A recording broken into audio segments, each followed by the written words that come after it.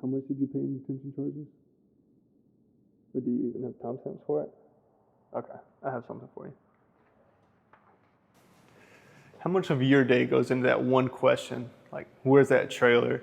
How often does somebody show up and nobody's sure which dock is open or available? And when a customer does dispute a charge, can you prove whether their load actually arrived?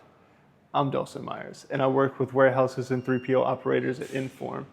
For around 50 years, Inform has built logistics software for over 1,000 operators worldwide, from your global ports to your regional warehouses.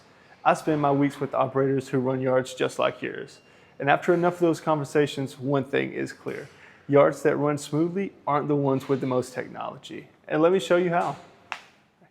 There's a couple things they do right. First, one shared view. Office, gate, yard, look at the same picture of what's expected, what's on site, and where it is. No more 3 people with 3 different answers. Second, capture it as it happens. An arrival, a move, a dock change. They all go in at the same moment that it occurs. Not a spreadsheet updated at lunch. The picture stays current the entire time. Third, nothing gets lost. Every arrival and move is on record with a timestamp. Billing is accurate, and then those disputes end with a timestamp instead of an argument. We've built YMSlite exactly around those 3. It's a lightweight yard management tool, cloud-based, nothing to install. Set it up by an admin in 30 minutes. At Inform, we're obsessed about one thing. Always know what's on your yard and making the best decision of what to do next.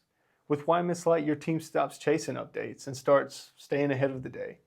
One screen, shared by everyone, current to the minute, backed by a record you can trust. Stop losing hours to where's that trailer. Stop guessing which dock door's open.